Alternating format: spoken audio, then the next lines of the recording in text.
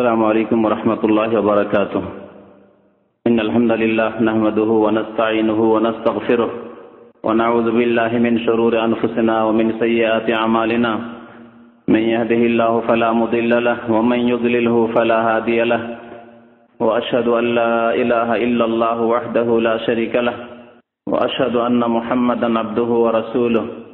يا أيها الذين آمنوا اتقوا الله حق تقاته ولا تموتن إلا وأنتم مسلمون.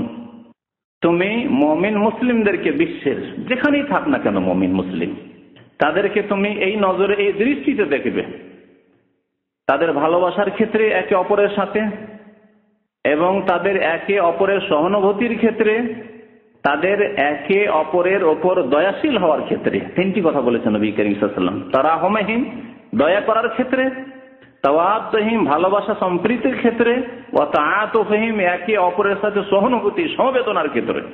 সমবেদনা, আপনার ব্যথায় আমি ব্যথিত হব আর আমার ব্যথায় আপনি ব্যথিত হবেন, শুধু এই জন্য যে আমার আপনার মাঝে পরিচিতি আছে এই জন্য নয়, এই জন্য যে আপনার অন্তরে ঈমান আছে আল্লাহ পরকালের প্রতি, আমার অন্তরে ঈমান আছে, কোনো পরিচিতির প্রয়োজন নেই। শুধু এতটুকু জানি যে তারা মুমিন মুসলিম। এই আত্মীয়তা অত্যন্ত মজবুত আত্মীয়তা, অটুট আত্মীয়তা। এই আত্মীয়তা অস্বীকার করলে ছুটে যায় না। জি, এই আত্মীয়তা ছুটে যায় না। আর রক্তের আত্মীয়তা, বিবাহ শাদীর আত্মীয়তা, এসব আত্মীয়তা আছে না পৃথিবীতে। এক হচ্ছে রক্তের আত্মীয়তা, এক হচ্ছে বিবাহ শাদীর মাধ্যমে বিবাহ বন্ধনে আবদ্ধ হওয়ার পরে এক আত্মীয়তা হয়েছে, রিলেশন হয়েছে। আর খাওয়া দাওয়া আর এসবের আত্মীয়তা, এক ধরনের আত্মীয়তা আজকাল চলছে, যে যত খাওয়াইতে পারেন, যে যত খেতে পারেন, খাওয়াইতে পারলে খেতে পাবেন। এসব আত্মীয়তা রয়েছে আজকাল দুনিয়ার যেসব ফায়দা রয়েছে সেসব ফায়দা লুটার জন্য আত্মীয়তা। তো এসব আত্মীয়তা ছুটে যেতে পারে, এসব আত্মীয়তার কোনো মূল্য নেই। আল্লাহ আখিল্লাহু বা'দুহুম লিবা'দিন আদুউন ইল্লাল মুত্তাকিন। আল্লাহ পাক রব্বুল আলামিন বলছেন যে বন্ধুরা একে অপরের শত্রু হবে কাল কিয়ামতে। আল আখিল্লাহু, যাদের সাথে গাঢ় বন্ধুত্ব ছিল, ঘনিষ্ঠ বন্ধুত্ব ছিল, বা'দুহুম লিবা'দিন আদুউন, একে অপরের শত্রু হবে কাল কিয়ামতে। কোরআনে কারীমের কথা। ইল্লাল মুত্তাকিন, তবে আল্লাহ ভীরু যারা মুমিন, মুমিনের শত্রু কাল কিয়ামতে হবে না। আল্লাহু আকবার। আর পার্থিব স্বার্থের কারণে যেসব বন্ধুত্ব ছিল, রক্তের আত্মীয়তা ছিল, আর বিবাহ বন্ধনের মাধ্যমে যেসব আত্মীয়তা হয়েছিল, এসব আত্মীয়তার সাথে সাথে ঈমানের ইসলামের আত্মীয়তা যদি না থাকে তাহলে আদুগুন, একে অপরের শত্রু হবে। নবী করিম সাল্লাল্লাহু আলাইহি ওয়াসাল্লাম বলেছেন যে মুমিনদেরকে কেমন দেখবে? কাল জাসাদিল ওয়াহিদ, একটি শরীরের মতো, একটি দেহের মতো।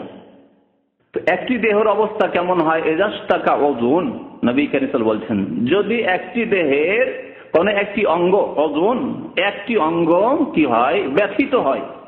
একটি অঙ্গ যদি আহত হয়, একটি অঙ্গ যদি পীড়িত হয়, আপনি অসুস্থ হয়েছেন কিন্তু আপনার পায়ে আঘাত, পা কেটে গেছে, হাতে ঘা হয়েছে, জি নাকে ঘা হয়েছে, কানে ঘা হয়েছে, গোটা শরীরে কোনো জায়গায় ঘা নেই। এজাস্তাকা ওজুন, একটি অঙ্গ ব্যথিত হয়েছে, পীড়িত হয়েছে, তাহলে সেই মানুষের দেহের অবস্থা কি হয় বা অঙ্গ প্রত্যঙ্গগুলির অবস্থা কি হয়? নবী করিম সাল্লাল্লাহু আলাইহি ওয়াসাল্লামের ভাষায় শুনেন, তাদাআ লাহু সাইরুল জাসাদ, শরীরের সমস্ত অঙ্গগুলি ওই একটি অঙ্গের সাথ দেয়। সাথ দেয়, বুঝতে পারছেন তো কেমন ভাবে সাথ দেয়? কিসে সাথ দেয়? বিসাহরে ওয়াল হুম্মা, অনিদ্রায় সাথ দেয়। সাহার মানে অনিদ্রায়, ঘুম আসে না। আপনার পায়ে রয়েছে ক্যান্সার, পায়ে রয়েছে আপনার অসুখ, পা জখম হয়েছে, আহত হয়েছে, কিন্তু শুধু পায়ের অনিদ্রা হয় না, মাথার অনিদ্রা, মাথায় যন্ত্রণা, কি জন্য? ঘুম হয় না পায়ের ব্যথায়।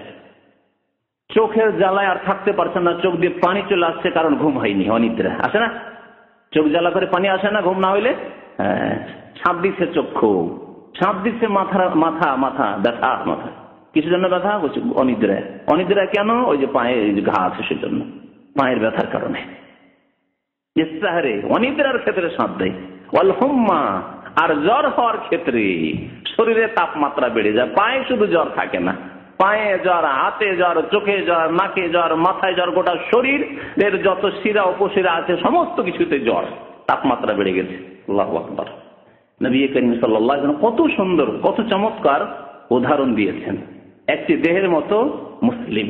সুতরাং আমাদের মুসলিম উম্মার যেগুলি খাঁটি মুসলিম তাদেরকে যদি মাথা বলি, চোখ বলি, মুখমণ্ডল বলি, তাহলে যেগুলি মুসলিমদের মধ্যে একটু দুর্বলতা আছে কোন কোন ক্ষেত্রে, কেউ সিগারেট খায় কিন্তু 5 ওয়াক্ত নামাজি, এটা মনে রাখ, ভুলবেন না ওই কথা আবার যে নামাজি নাই, 5 ওয়াক্ত নামাজি কিন্তু সিগারেট খাওয়াই, জর্দা খাওয়া, দাড়ি রাখে না, এরকম বহু রোগ রয়েছে।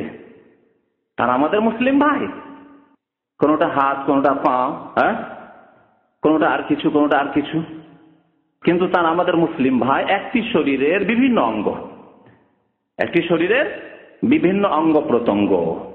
জি, এ হচ্ছে মুসলিম উম্মার উদাহরণ। সুতরাং মুসলিম উম্মাকে কেমন হইতে হবে? যদি আমাদের কোন মুসলিম ভাই দুঃখে থাকে, কষ্টে থাকে, তারা নির্যাতিত হয়, তাদের উপর জুলম অত্যাচার হয়, বাংলাদেশের এমন এক জায়গায় যেখানে জীবনে যাননি, আর যাওয়ার কথাও কল্পনা করেননি, আর কোনো আত্মীয় নেই আপনার, আপনার বাড়ি বাংলাদেশের এক কিনারে আর এক কিনারে, তারা আপনাদের ভাই, তারা কষ্টে রয়েছে, তারা জুলম অত্যাচার রয়েছে, তারা মজলুম, নির্যাতিত। সুতরাং আপনি ব্যথিত, তারা যেমন শোকার্ত আপনিও শোকার্ত।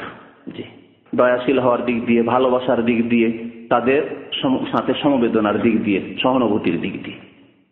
সারা বিশ্বের যে কোনো জায়গায় হোক না কেন, ইউরোপে হোক না কেন, আমেরিকায় হোক না কেন, আফ্রিকায় হোক না কেন, চায়নায় হোক না কেন, জাপানে হোক না কেন, যেখানেই থাকুক না কেন, পাকিস্তানে হোক না কেন, ভারতে হোক না কেন, নেপালে হোক না কেন, পৃথিবীর যে কোনো জায়গায় হোক না কেন, কোন মুসলিম ভাই বোন রয়েছেন আর তারা নির্যাতিত হয়েছে, তাদের উপর জুলম অত্যাচার হয়েছে, তারা অসুস্থ রয়েছে, তারা কষ্টে রয়েছে, বিপদে রয়েছে, বালা মুসিবত রয়েছে, জানতে হবে যে মুসলিম উম্মার হাতে পায়ে কোথাও ক্যান্সার ঘা আছে, কোথাও ক্যান্সার হয়েছে, কোথাও ঘা হয়েছে, কোথাও আর কোনো ব্যথা হয়েছে, কোথাও আর কোনো রোগ হয়েছে। সুতরাং প্রত্যেক মুসলিমের লক্ষণ হচ্ছে, পরিচয় হচ্ছে যে সেই ব্যক্তি ব্যথিত, তার অন্তর ব্যথিত, সে পীড়িত, তার মুসলিম ভাইরা পীড়িত এই জন্য, সে পীড়িত এই জন্য যে মুসলিম ভাইরা নির্যাতিত, মজলুম। এই কথাগুলি শুনে নেওয়ার পর মনে রাখতে হবে যে আমাদের কাছে একটি অস্ত্র আছে, যে অস্ত্র আমাদের কাছ থেকে কোনো শক্তি কেড়ে নিতে পারবে না। আমাদের কাছে এমন একটি অস্ত্র আছে মুমিন মুসলিমের কাছে, যে অস্ত্র কোনো শক্তি কেড়ে নিতে পারবে না। সে অস্ত্রের নাম হচ্ছে দোয়া। সে অস্ত্রের নাম কি? দোয়া। আর দোয়া সিলাহুল মুমিন, দোয়া হচ্ছে মুমিনের অস্ত্র, মুমিনের অস্ত্র, মুনাফিকের অস্ত্র নয়। মুনাফিকের দোয়া কবুল হবে না। মুশরিকের অস্ত্র নয়, কারণ মুশরিক আল্লাহ অন্যকে ডাকে, বালা মুসিবতে বিপদ আপদে পড়লে, যদি কাফের মুশরিক, যারা বিধর্মী মুশরিক, দিনের বা ইসলামের বাইরে রয়েছে মুশরিক, তারা দেবী দেবতাকে যেমন ডাকে, তেমন নামে মাত্র মুসলিম, কিন্তু যারা মুশরিক, কবর মাজার পূজারী, তারা পীরকে ডাকে, গৌসুল আজমকে ডাকে, খাজা বাবাকে ডাকে, আটরসি মাইজ বান্দারি যায়। সুতরাং তাদের দোয়া আল্লাহ শুনবেন না, কারণ তার আল্লাহর সাথে অংশীদার স্থাপন করে। আর যেই ভাই তাওহীদবাদী মুসলিম, তার অস্ত্র হচ্ছে দোয়া। আর এই অস্ত্র আপনার কাছে কেড়ে নিতে পারবেন না। আপনার বলবে তুই চিৎকার করে জোরে দোয়া করবেন না, মনে মনে দোয়া করবেন আপনি, ঠিক না? মনে মনে দোয়া করবেন আপনি। জোরে দোয়া করলে হয়তো যদি আপনার ওপর পাবন্দি লাগে দেয়, এই জোরে আমাদের বিরুদ্ধে দোয়া করছো, এইরকম দোয়া করছো, যদি বাধা দেয় আপনাকে জোরে দোয়া করতে, তো মনে মনে দোয়া করবেন। আল্লাহ বলছে মনে মনে দোয়া করো। ওয়ানাহনু আকরাবু মিনকুম ওয়ালাকিন লা তুবসিরুন, আমি অত্যন্ত তোমাদের নিকটবর্তী, কিন্তু তোমরা দেখো না। ওয়ানাহনু আকরাবু ইলাইহি মিন হাবলিল ওয়ারিদ, তোমার যে কাঁধে যে শিরা রয়েছে তার চাইতে বেশি নিকটবর্তী আমি আল্লাহ রাব্বুল আলামিন। তিনি সত্তার দিক দিয়ে আরশে আজিমে রয়েছেন, কিন্তু শ্রবণের দিক দিয়ে, শোনার দিক দিয়ে, আপনার দোয়া আমার দোয়া শোনার দিক দিয়ে, দেখার দিক দিয়ে, আমার আপনার হেফাজতের দিক দিয়ে, রক্ষণাবেক্ষণের দিক দিয়ে, পরিবেষ্টনের দিক দিয়ে, কুদরত ক্ষমতার দিক দিয়ে, তার জ্ঞানের দিক দিয়ে, এই সমস্ত দিক দিয়ে আল্লাহ রাব্বুল অত্যন্ত নিকটবর্তী। সুতরাং আপনি মনে মনে যদি দোয়া করেন, মুখ না নড়িয়ে, তবু আল্লাহ রাব্বুল আলামিন শুনছেন। তাহলে বাধা দিতে পারবে কোনো বাতিল শক্তি, কোনো কাফের জালেম, কোন মুনাফিক যে দোয়া করবে না, খবরদার আমাদের বিরুদ্ধে দোয়া করবে না, আমাদের বদদোয়া করবে না, নইলে তোমাকে এই করবো সেই করবো, বাধা দিতে পারবে না। তারপরে যদি জবান নড়াইতে, মনে মনেও জবান নড়াইতে না দেয় আপনাকে, এইরকম পাহারা দিয়ে রাখে, তাহলে মন আল্লাহ আলিমুম বিযাতিস সুদূর, অন্তর্যামী। তো অন্তর থেকে যদি আল্লাহ পাকের কাছে দোয়া করেন, মন শুধু দোয়া করছে, আপনার জবানও নড়াইতে পারছেন না, তবু আল্লাহ জানছেন যে আপনি কি চাইছেন আল্লাহ পাক রব্বুল আলামিনের কাছে। চিন্তা করতে পেরেছেন? সুতরাং এই দোয়া ভুলবেন না, নিজের জন্য, নিজের আত্মীয় স্বজনের জন্য, যারা সৎ তাদের ঈমান মজবুত হোক, তাদের আল্লাহ হেফাজত করুক, যারা অসৎ ব্যক্তি তাদেরকে আল্লাহ হেদায়েত করুক, আর যারা মুসলিম ভাই মজলুম, নির্যাতিত, তাদের জুলম অত্যাচার হচ্ছে কারো পক্ষ থেকে হোক না কেন, তাদেরকে দোয়াই ভুলবেন না। কারণ দোয়া করলে সবচেয়ে বড় উপকারিতা আপনার, ফায়দা আপনার। মুসলিম শরীফের হাদিসে রয়েছে, নবী করিম সাল্লাল্লাহু আলাইহি ওয়াসাল্লাম বলেছেন, বান্দা যখন কোন মুসলিম ভাইয়ের জন্য তার চোখের আড়ালে দোয়া করে, সামনাসামনি নয়, সামনাসামনিও প্রয়োজনে দোয়া করতে পারেন, কিন্তু সামনাসামনির দোয়ার চাইতে চোখের আড়ালের দোয়াই ইখলাস রয়েছে, আন্তরিকতা রয়েছে। অনেক সময় সামনাসামনি দোয়া করে দিই মানুষকে খুশি করার জন্য, এটা হতে পারে, সবাই না হলেও কিছু লোকের এরকম হতে পারে। শয়তান ওখানে সুযোগ নিতে পারে যে তার সাথে একটা ঘনিষ্ঠ সম্পর্ক করার জন্য, যখন তখন জাযাকাল্লাহ খায়র, আল্লাহ আপনাকে খুব সুখে রাখবো, আল্লাহ আপনাকে খুব সুখে রাখবো, কম বললেন, কিন্তু ভিতরে ভিতরে একটু দূরে গেলে এই লোকটি জাযাকাল্লাহ খায়র বললাম সবচেয়ে বড় দুষ্ট হতে পারে কিনা? হতে পারে। বিশেষ করে আপনার মালিক আর বস যদি হয়, তো সামনে তো কাজ নেওয়ার জন্য জাযাকাল্লাহ খায়র, আপনি খুব ভালো মানুষ, আল্লাহ আপনাকে খুব ভালো রাখো, আল্লাহ আপনাকে দীর্ঘায়ু করুক। আর যখন একটু দূরে চলে গেছে, এই যে বললাম না কে ভালো ভালো দোয়া, 1 নম্বরে শয়তান খবিস হতে পারে। কিন্তু চোখের আড়ালে যে মুসলিম ভাইয়ের জন্য দোয়া করছেন, এতে রয়েছে আন্তরিকতা, ইখলাস রয়েছে। তো চোখের আড়ালে সেই মুসলিম ভাই বোনেরা আপনার সামনে নেই, তাদের জন্য দোয়া করেছেন আপনি, আল্লাহ তাদের তুমি হেফাজত করো, আল্লাহ তাদের জুলম দূর করো, তাদের উপর যে বালা মুসিবতে বিপদ আপদ এসছে তা দূর করে দাও, আর তাদের উপর যারা জুলম অত্যাচার করেছে আল্লাহ তাদের সর্বনাশ করো, তাদেরকে ধূলিসাৎ করো। এই দোয়া যদি করেন তো তাড়াতাড়ি করে দোয়া কবুল হয়ে যায়, চট করে আল্লাহ পাক রব্বুল আলামিন আরশে আজিমে দোয়া পৌঁছে যায়। এবং ফেরেশতাগণ কি বলেন জানেন? ফেরেশতারা বলে, হে বান্দা তুমি মুসলিম ভাইদের জন্য দোয়া করলে, তোমার দিনী ভাইয়ের জন্য দোয়া করলে, ওয়ালাকা বিমিসলিন, আল্লাহ তোমাকে যেন সেই রকমই দান করেন।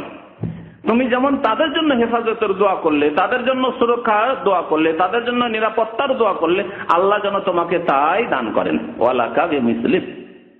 সুতরাং দোয়া করে সবচেয়ে বড় লাভবান হচ্ছেন আপনি, আর আপনি মুসলিম ভাইয়ের হক আদায় করছেন দোয়া করে।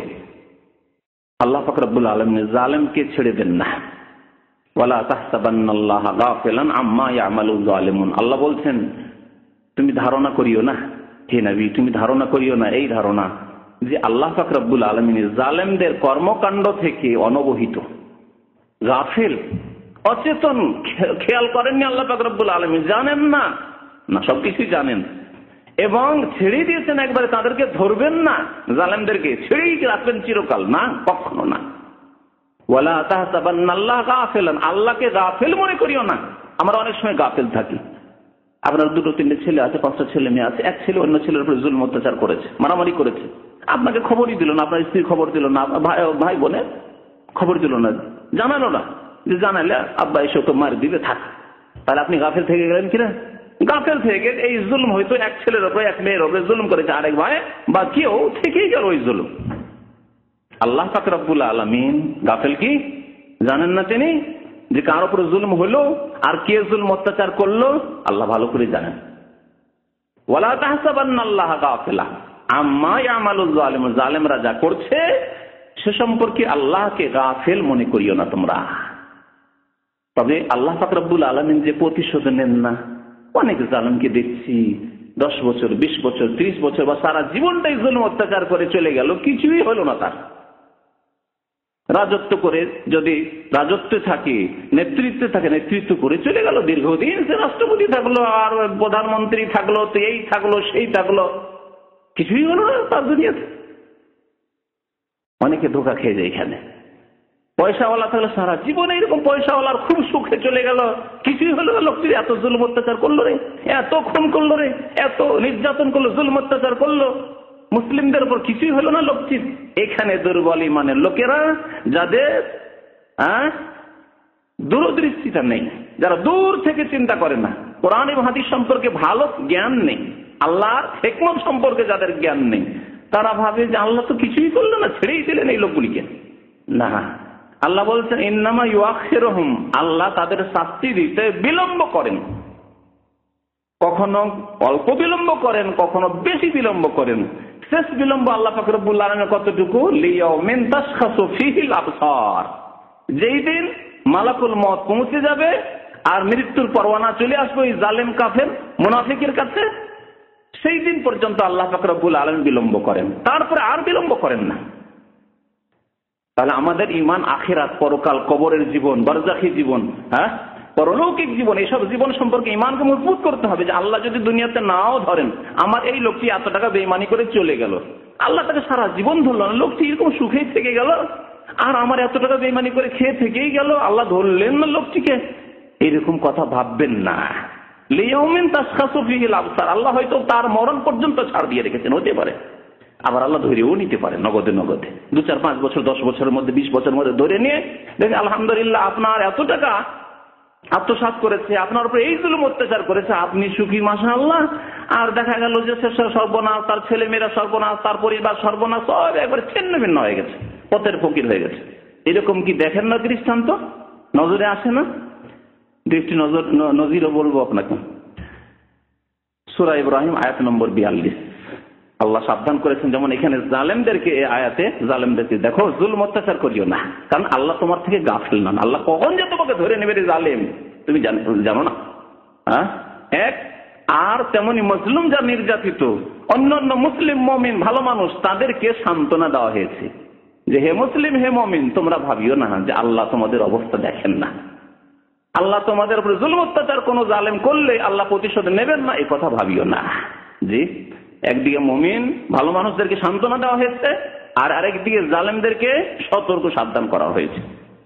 নূহ আলাইহিস সালামের কথা নেন।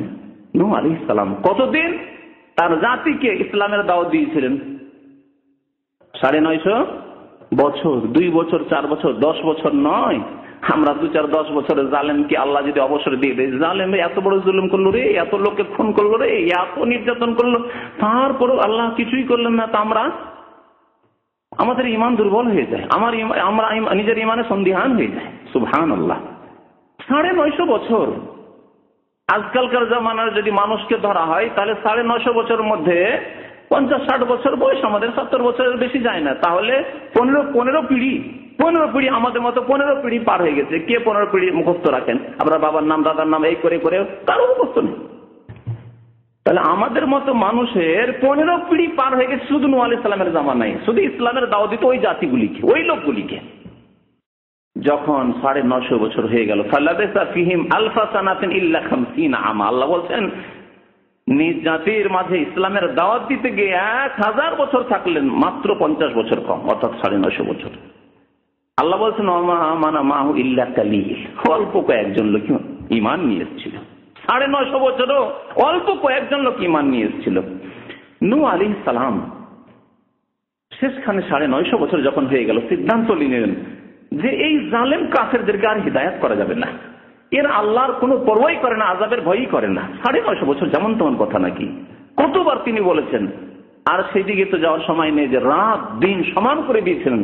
দাও তো কওমি লাইলা ওয়া নাহারা, আল্লাহ শুধু দিনে নয় যে 2-4 ঘন্টা গেলাম, একটু ব্যথা হয়ে গেল, যেমন আমাদের মতো লোকের অবস্থাতে গেলাম, তো একবার গেলাম হয়ে গেল, একটা লোকের নামাজের কথা বললাম, একটা লোকে ভালো কথা বললাম, বলেছি, অনেক বলেছি, ওতেই হয়ে গেল। দাও তো কওমি লাইলা ওয়া নাহারা, রাত দিন আল্লাহ 24 ঘন্টা আমার জাতিকে ইসলামের দিকে দাওয়াত দিলাম, বললাম কুলু লা ইলাহা ইল্লাল্লাহ, বলো আল্লাহ ছাড়া কোনো সত্য মাবুদ নেই, জুলম অত্যাচার করিও না, আল্লাহ দ্রোহিতা করিও না। ফালাম ইয়াজিদহুম দুআ ইল্লা ফিরার, কেউ আমার কথা শুনলো না। আল্লাহ শেষখানে কি সিদ্ধান্ত নেন? সূরা নূহ আল্লাহ বলছেন বদদুয়া করে দেওয়ার, অভিশাপ। এদের জন্য বদদুয়া ছাড়া আর কিছু করার নেই আমার কাছে। দোয়া এমন এক অস্ত্র, যে অস্ত্র চিনিয়ে এই কাফের জাতি নিতে পারবে না আমার কাছ থেকে। নূহ আলাইহিস সালাম দোয়া করছেন, ওয়াকালা নূহ রাব্বি লা তাযার আলাল আরযি মিনাল কাফিরিনা দাইয়ারা। নূহ আলাইহিস সালাম আল্লাহ পাক রব্বুল আলামিন দরবারে দোয়া করলেন, আল্লাহ এই জমিনের উপরে, পৃথিবীর উপর কোন কাফেরের একটি বাড়িও রাখিও না আল্লাহ। লা তাযার আলাল আরয, পৃথিবীতে, তখন পৃথিবীতে সামান্য কিছু লোকই তো ছিল। নূহ আলাইহিস সালাম ওই সমস্ত লোকের জন্য নবী হয়েছিলেন। এখনকার মতো না যে সারা বিশ্বে অসংখ্য মানুষ, আর নূহ আলাইহিস সালাম সারা বিশ্বের জন্য, যাদের কাছে ইসলামের দাওয়াত পৌঁছে দিই তাদের জন্য বদদুয়া করে দিলেন না। সামনে ওই লোকগুলি, আদম আলাইহিস সালামের কিছু পরে নূহ আলাইহিস সালামের সামনে ওই লোকগুলি, কয়েক হাজার লোক বা লক্ষের বেশি হয়তো হবে না, এই বেশ কিছু লোক, তাদের সবার কাছে ইসলামের দাওয়াত 950 বছর পৌঁছে দেওয়ার পরে প্রথম তারা শিরক কুফরি করা শুরু করেছে, মূর্তি পূজা করা শুরু করেছে, মাজার পূজা করা শুরু করেছে, আল্লাহ ছাড়া অন্যের পূজা শুরু করেছে এই জাতি। ওয়াদ, সোয়া, ইয়াগুস, ইয়াউক, নাসার, এরা সব সৎ লোক ছিল, ওলি ছিল। আজকাল ওলি আউলিয়ার নামে তো কবর মাজার পূজা না, ওলি আউলিয়া ছিল। বুখারী শরীফ হাদিসে রয়েছে যে হাওলায়ে, এরা কি ছিল? রিজালুন সালেহিন, সৎ লোক ছিল, এরা সব সৎ লোক ছিল। আসমাউ রিজালিন সালেহিন, এগুলি হচ্ছে ওলি আউলিয়াদের নাম, সেই যুগের সৎ লোক, আল্লাহ ভক্ত লোকদের নাম ছিল। এদের তারা প্রতিমূর্তি তৈরি করে পূজা শুরু করেছিল। দোয়া করলেন আল্লাহ পাক রব্বুল আলামিনের দরবারে এই বদদুয়া, লা তাজার আলাল আরদি মিনাল কাফিরিন, কাফেরদের দাইয়ারা একটি ঘরও আল্লাহ রাখিও না, একটি সন্তানকে রাখিও না আল্লাহ পাক রব্বুল আলামিন। ইন্নাকা ইনতাজারহুম, কারণ আল্লাহ তুমি তাদের কোনো একজনকে যদি অবশিষ্ট রেখে দাও, যে এই 2-4টি কাফেরকে রেখে দিই, ইনতাজারহুম ইউদিল্লু ইবাদাক, এই কাফেরগুলি বাকি যে 10-20 জন মুসলমান হয়েছে, কলিমা পড়েছে, তাদেরকে বিভ্রান্ত করে আবার ফিরিয়ে নেবে, মুরতাদ বানিয়ে দেবে। ইউদিল্লু ইবাদাক, তোমার বান্দাদেরকে গুমরাহ করে দিবে। ওয়ালা ইয়ালিদু ইল্লা ফাজিরান কাফার, আল্লাহ 950 বছরে হিদায়াত হলো না, তাহলে এদের ওরস থেকে কি আর কোনো ভালো মানুষ জন্মাবে? ওয়ালা ইয়ালিদু ইল্লা ফাজিরান কাফারা, এদের আগামী প্রজন্মে কোনো ভালো মানুষ জন্মিবে না, ফাজের ফাসেক পাপিষ্টই জন্মিবে এদের ওরস থেকে, আর না হয় কাফের জন্মিবে। আল্লাহ কাফের আর পাপিষ্ট ছাড়া কোনো ভালো মানুষ জন্মিবে না। সুতরাং আল্লাহ এদেরকে রেখে লাভ নাই, আল্লাহ তুমি এদেরকে ধ্বংস করে দাও। তারপরে আযাবে ইলাহি যে আসলো তা তো জানাই আছে। হ্যাঁ, এমন বিশাল বন্যা আসলো, আর শুধু বন্যা নদী আর সমুদ্র থেকে নয়, চুলাতে আগুন জ্বলছে, রান্না চলছে, আর চুলা থেকে পানি, আগুন জ্বলা অবস্থায় চুলা থেকে পানি, জি, ওপর থেকে বৃষ্টি, সমুদ্রের পানি, নদীর পানি, চারিদিক থেকেই বন্যা। আল্লাহু আকবার। এক ছেলে কাফের হয়ে বলছে যে সাউই ইলা জাবালিন, পাহাড়ে চড়ে যাবো, ইয়াসিমুনি মিনাল মা। বলছিলাম যে দেখেন, ইমান না থাকে আর রক্তের সম্পর্ক আছে, একই মায়ের পেটের ভাই, বিবাহ সাথী সম্পর্ক আছে, স্বামী স্ত্রী, এসব কাজে আসবে?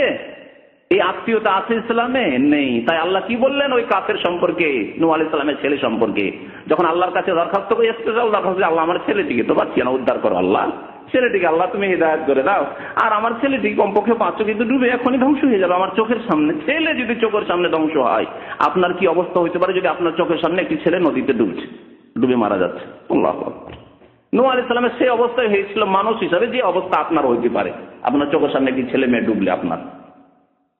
দোয়া করেছেন আল্লাহর কাছে, রব্বে ইন্নাবনি, হে আল্লাহ এ তো আমার ছেলে, ওয়াদাকাল হক, আর তোমার ওয়াদা সত্য আল্লাহ, নবীদেরকে কি তুমি লাঞ্ছিত অপদস্থ করবে, নবীদের মান সম্মান তুমি রক্ষা করো আল্লাহ।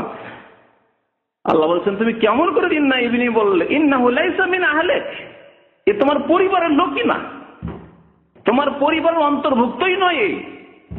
কেনান, যার নাম তাফসীর কিতাবাইতে কেনান এসেছে। তো বলছিলাম যে বদদুয়া কাফের, জালেম, মুনাফিকদের জন্য কোরআনে রয়েছে এবং নবী সাল্লাল্লাহু আলাইহি সাল্লামের হাদিসে রয়েছে। মুসা আলাইহিস সালামের কথা বলি। মুসা আলাইহিস সালাম কত দুর্বল হয়ে ইসলামের দাওয়াত নিয়ে যাচ্ছেন। মুসা আর হারুন কার কাছে? ফেরাউনের কাছে। আর ফেরাউন কত শক্তিশালী, আজকালকার পৃথিবীর সবচেয়ে শক্তিশালী একজন রাষ্ট্রনেতাকে নিয়ে নেন, আর সেই যুগের ফেরাউন, ঠিক না? কত শক্তিশালী সেই ফেরাউন। সেই ফেরাউনের পরিণাম কি হলো? মুসা আলাইহিস সালামের বদদুয়া। তাহলে দোয়া যে মুমিনের অস্ত্র, এই অস্ত্রের ভালো ব্যবহার করবেন, মুমিনদের জন্য ভালো দোয়া করবেন, আল্লাহ তাদের হেফাজত করুক। আর কাফের, মুনাফিক, জালেম, যে মুশরিক, আল্লাহ পাক রব্বুল আলামিন তাদের সর্বনাশ করুক, এই দোয়া ভুলবেন না। মুসা আলাইহিস সালাম যখন নিরাশ হয়ে গেলেন, যে কটা লোক হিদায়াত হলো, ফামা আমানা লিমুসা ইল্লা যুররিয়াতুম মিন কওমিহি। শোনাই আপনাদেরকে, আল্লাহ কি বলছেন? ফামা আমানা লিমুসা, মুসা আলাইহিস সালামের প্রতি ঈমান নিয়ে আসলো মাত্র কয়েকজন যুবক, তার সম্প্রদায়, তার কওমের। যুররিয়াতুম মিন কওমি, তার সম্প্রদায়ের মাত্র কয়েকজন যুবক। তাহলে বৃদ্ধরা মুসলমান হতে চায়নি, মুসা আলাইহিস সালামের প্রতি ঈমান নিয়ে আসেনি। জি, কেন? আলা খাউফিম মিন ফিরাউন, ফিরাউনের ভয়ে, ফিরাউনের জুলম অত্যাচারের ভয়ে। কে বরদাস্ত করতে পারবে? এখনই মুসার কলেমা পড়বো, ফিরাউনের গোয়েন্দারা গিয়ে ফিরাউনকে বলে দিবে, ফিরাউন জাল্লাদকে পাঠিয়ে জবাই করে দেবে। এই ভয়ে বুড়োরা, কেন বুড়োদের বেশি জীবনের উপর মায়া, বাস্তব সত্য। বুড়োদের পয়সার উপর বেশি মায়া, যত বয়স হচ্ছে পয়সার উপর বেশি মায়া। এটি বাস্তব সত্য কথা, আর চোখের সামনে দেখতে পাবেন। যত অল্প বয়স টাকা পয়সার উপর কম মায়া, যদি দিনদারি ধার্মিকতা থাকে, ইমান থাকে। আর দিনদারি থেকেও দেখা যায় যত বয়স বাড়ছে তত পয়সার উপর মায়া, তত জমি জায়গার উপর মায়া, তত বাড়ি ঘরের উপর মায়া, তত বেশি ছেলে মেয়েদের উপর মায়া, দুনিয়ার উপর মায়া বেশি। অল্প কয়েকজন যুবক মুসলমানের যুবকদের মধ্যে সাহস আছে, কি করবে দেখা যাবে, কি করবে ফেরাউন দেখা যাবে। সত্য কথা যখন জানতে পারছি মুসা আলাইহিস সালামের কথা সত্য, আল্লাহর দিন সত্য, তাতে মারবো, দেখা যাবে কি হবে। এই সাহস করেই যুবকরাই ইসলাম গ্রহণ করেছে। ইল্লা যুররিয়াতুম মিন কওমি আলা খাউফিন মিন ফিরআউন ওয়া মালা। আল্লাহ পাক রব্বুল আলামিন বলছেন মুসা আলাইহিস সালাম যখন নিরাশ হয়ে গেলেন আর কেউ ইসলাম গ্রহণ করবে না, মুসা আলাইহিস সালাম শেষখানে তার এই অস্ত্রের ব্যবহার করেছেন, বদদোয়া করেছেন কাফের জালিমদের উপর, যার পরিণামে আল্লাহর গজব আসলো। আর ফিরআউন কেমন অসহায় হয়ে তার সৈন্য সামন্ত নিয়ে ধ্বংস হলো তা তো জানেন। আল্লাহ বলেন ওয়াকালা মুসা, মুসা আলাইহিস সালাম আল্লাহ পাকের কাছে দোয়া করেন, রব্বানা ইন্নাকা আতাইতা ফিরআউনা ওয়া মালাআহু জিনাতান ওয়া আমওয়ালা। আল্লাহু আকবার। হে আল্লাহ, হে আমার রব, তুমি ফিরআউনকে আর ফিরআউনের মন্ত্রীদেরকে, মালাহু তার মন্ত্রী পরিষদকে, তার পার্লামেন্টের মেম্বারদেরকে কি দিয়েছো আল্লাহ? দুনিয়ার জাঁকজমকপূর্ণ জীবন দিয়েছে, জিনাতান জাঁকজমকপূর্ণ জীবন দিয়েছো, তাদের হাইফাই জীবন দিয়েছো। তারা কল্পনা করতে পারে না যে আমাদের কাছে কে পৌঁছিবে, মুসা আমাদের কিছু করতে পারবে, কল্পনা করতে পারে না তারা। আল্লাহ তাদেরকে এত শক্তিশালী করেছে। আল্লাহ ওয়া আমওয়ালান, আর অঢেল ধন সম্পদ আল্লাহ দিয়েছো ফিল হায়াতিদ দুনিয়া, পৃথিবীতে। রব্বানা লিয়ুদিল্লু আন সাবিলিক, আল্লাহ এসব দিয়েছে, এসবের প্রয়োগ কোথায় করছে তারা? তোমার রাস্তা থেকে মানুষকে পথভ্রষ্ট করছে। কারণ প্রভাবশালী লোকের কথা শুনবে, মন্ত্রীর কথা হাজার হাজার লোক শুনছে, রাষ্ট্রপতির কথা হাজার হাজার লোক শুনছে, প্রধানমন্ত্রীর কথা হাজার হাজার লোক শুনছে, যে আপনার পার্টির বড় বড় কমরেডরা রয়েছে বা বড় বড় যারা রয়েছে ওই রকম নেতা যে কোনো পার্টি, তাদের কথা হাজার হাজার লোকেরা শুনছে। আজকে ধর্মঘট, টাকা চলবে না, দেখেন না। আর বড় একজন আলেম নিয়ে নেন যদি বলে বাংলাদেশে, শুনবে? প্রভাব নেই, মানে এই দলের প্রভাব, এই প্রভাব চাই, অস্ত্রের প্রভাব চাই, ক্ষমতার প্রভাব চাই, ধন সম্পদের প্রভাব, প্রশাসনের প্রভাব, এইসব প্রভাব। দোয়া করছেন মুসা আলাইহিস সালাম, লিয়ুদিল্লু আন সাবিলিক, আল্লাহ এদেরকে ধন সম্পদ দিয়েছো, মান সম্মান দিয়েছো, লিয়ুদিল্লু আন সাবিলিক, এরা অসংখ্য মানুষকে পথভ্রষ্ট করেছে। আল্লাহ তাদের কথায় ইসলাম নিয়ে আসার জন্য আসছে, আর তাদের কথায় পড়ে গিয়ে আবার ফিরে যাচ্ছে, বা তাদের ভয় আর ইসলাম গ্রহণ করতে চাইছে না। যে মুসা, কথা তো তোমার ভালোই লাগে, কিন্তু জীবন বাঁচবে না, জীবন বাঁচবে না। বেঁচে থাকতে হইলে ফিরআউনের কথা শুনতেই হবে, রাষ্ট্রনেতার কথা শুনতেই হবে। বদদোয়া করছেন এখন, রব্বানা তমিস আলা আমওয়ালিহিম, আল্লাহ তাদের ধন সম্পদকে তুমি নিশ্চিহ্ন করে দাও। দোয়া দেখেন মুসা আলাইহিস সালামের, আল্লাহ আর মুসলমান হবে না এরা। রব্বানা তমিস আলা আমওয়ালিহিম, তাদের ধন সম্পদকে নিশ্চিহ্ন করে দাও। ওয়াশদুদ আলা কুলুবিহিম, দ্বিতীয় বদদোয়া, আল্লাহ তাদের অন্তরকে তুমি নিষ্ঠুর শক্ত বানিয়ে দাও, কঠোর বানিয়ে দাও, তাদের অন্তরকে আরো কঠোর বানিয়ে দাও, শক্ত বানিয়ে দাও। ফালা ইউমিনু হাত্তা ইয়ারাউল আযাবাল আলীম, যাতে করে কঠোর শাস্তি না দেখা পর্যন্ত তারা আর ঈমান না নিয়ে আসে। অর্থাৎ মৃত্যু মুখে পতিত হওয়া আর কঠোর আযাব, আল্লাহর আযাব, আসমানি আযাব না আসা পর্যন্ত তাদের ঈমানের তৌফিক না হয়। অর্থাৎ যাতে করে আর ঈমানের তৌফিক তাদের না হয়, কলিমা পড়ার সুযোগ না হয়। কারণ তাদেরকে যথেষ্ট আল্লাহ তুমি সুযোগ দিয়েছো, অনেক নিদর্শন মুজিজা পাঠিয়েছেন। কোরআনে কারিমে আছে মুসা আলাইহিস সালামকে আল্লাহ কয়টি মুজিজা দিয়েছেন, কেউ বলতে পারেন? ওয়ালাকাদ আতাইনা মুসা 9 আয়াতিন বাইয়িনাত, সুস্পষ্ট 9টি নিদর্শন, জাজল্য প্রমাণ যে মুসা আলাইহিস সালাম যে অসাধারণ ব্যক্তি, আল্লাহর রাসূল, এর জন্য মুজিজা, অলৌকিকত্ব যা সাধারণ মানুষ তারা হতেই পারে না। বগল থেকে হাত বের করে চমকে উঠে চাঁদির মতো, হাত চমকে চাঁদির মতো। জি, এরপর আর কি দেখতে হয়? তারপরে বিশ্বাস হয় না যে অসাধারণ ব্যক্তি একজন? লাঠি ফেলে দিলে অজগর সাপে লাফ দেয়, আর হাজার হাজার জাদুকররা যে বড় বড় রশি নিয়ে এসেছিল আর লাঠি নিয়েছিল সবকে গিলে খেয়ে ফেললো, তারপরে ইসলাম গ্রহণ করলো না। আর কি চাই তাদের জন্য? আরো যে কত রকমের, যেগুলি বলার এখন সময় নেই, সেই জন্য সংক্ষেপ করে দিচ্ছি। আল্লাহর কাছে দোয়া করলেন, ফালা ইউমিনু হাত্তা ইয়ারাউল আযাব আলিম, সূরা ইউনূস আয়াত নম্বর 88। আল্লাহ কি বলছেন? কালা কাদ উজিবাত দাওয়াতুকুমা, হে মুসা, হে হারুন, তোমাদের দুই ভাইয়ের দোয়া কবুল হয়ে গেছে। আল্লাহু আকবার, তোমাদের দুই ভাইয়ের দোয়া কবুল হয়েছে। অস্ত্র কাজে লেগেছে, দোয়ার অস্ত্র তোমাদের কাজে লেগে গেছে। আল্লাহু আকবার। ফাস্তাকিমা, কিন্তু শর্ত হচ্ছে দোয়া কবুল হওয়ার জন্য আল্লাহর দরবারে দোয়া যে আপনি কবুল করাবেন, আল্লাহ যে কবুল করবেন তার জন্য শর্ত, দুইটি শর্ত আল্লাহ বলেছেন এখানে। ফাস্তাকিমা, সুতরাং তোমরা দ্বীনের উপর অটল থাকো, দ্বীনের উপর অটল থাকো। আপনি দোয়া করবেন, আপনাকে ইসলামের উপর অটল থাকতে হবে, 5 ওয়াক্ত নামাজের উপর অটল থাকতে হবে। আপনি দোয়া করেছেন আপনার জন্য, আপনার মুমিন ভাইদের জন্য, নির্যাতিত মুসলিমদের জন্য, কত অন্তরের দরদ আর ব্যথার আবেগ এসব আছে, কিন্তু ফজরে নেই, ফজরে খুঁজে পাওয়া যায় না আপনাকে। নামাজ 4 ওয়াক্ত 3 ওয়াক্ত খেয়াল খুশি পড়েন, হবে? কখনো দোয়া কবুল হবে না, না আপনার জন্য হবে না আপনার মুসলিম ভাইদের জন্য দোয়া কবুল হবে। আজকে মুসলিম বিশ্বের মানুষেরা কত দোয়া করছে মুসলিমদের জন্য, দোয়া কবুল হচ্ছে না, তার পিছনে কারণ হচ্ছে নেই নামাজ, নেই অধিকাংশ মানুষের মধ্যে তাওহীদ, কবর মাজার ভক্ত, কবর মাজার পূজা, ওরস, আর ও কবরে তওয়াফ করা, কবরে চাদর চড়ানো, এগুলি হচ্ছে তাদের ধর্ম, শিরক বিদআত করা ধর্ম। আর তারপরে আল্লাহর কাছে দোয়া করবেন, কেমন করে আল্লাহ পাক রব্বুল আলামিন দোয়া শুনবেন?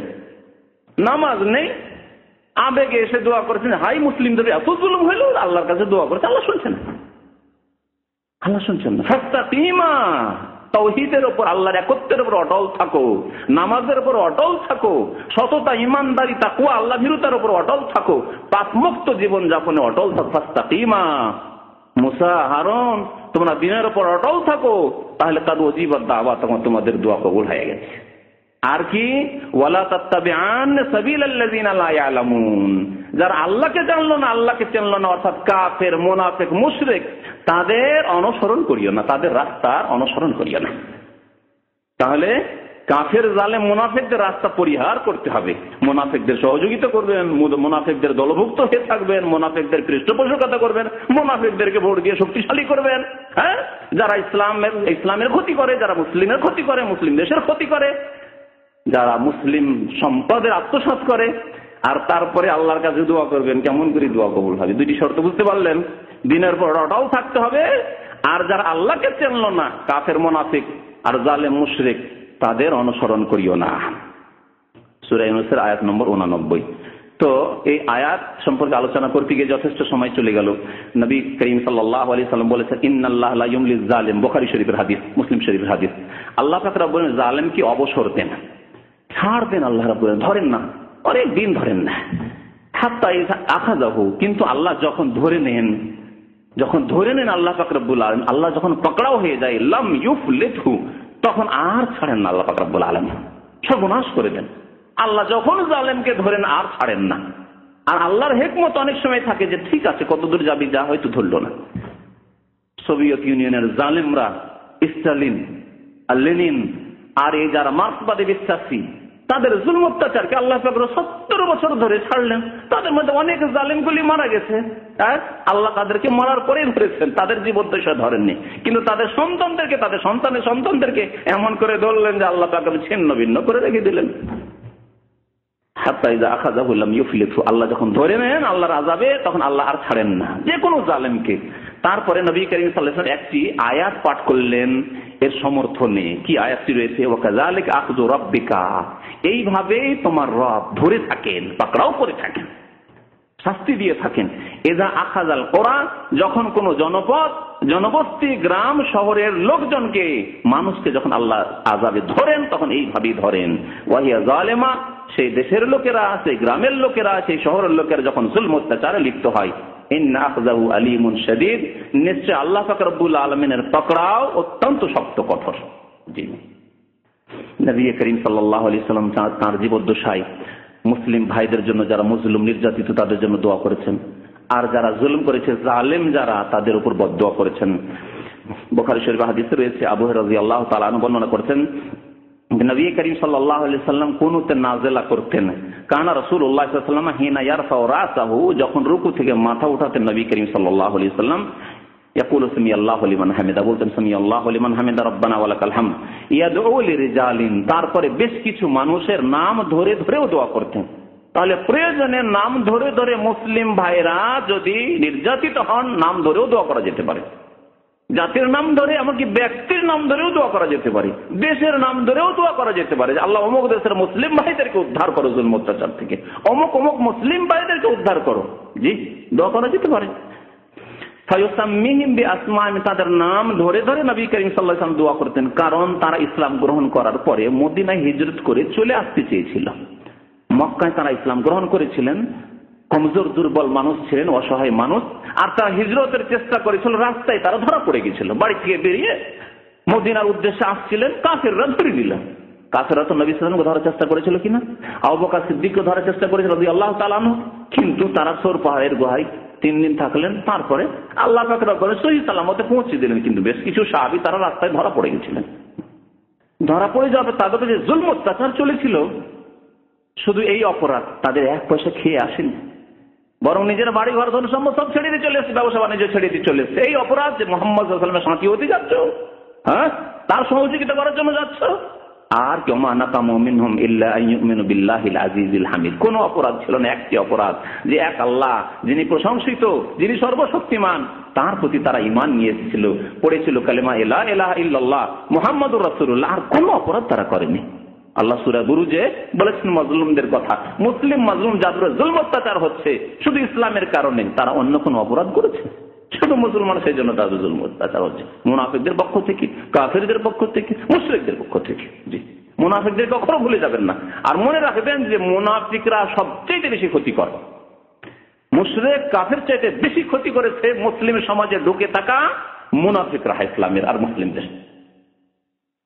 আব্দুল্লাহ বিন উবাই মুনাফিককে দিয়ে যে ইসলামের ক্ষতি মদিনায় হয়েছে, আর কোন কাফেরকে দিয়ে হয়নি ক্ষতি।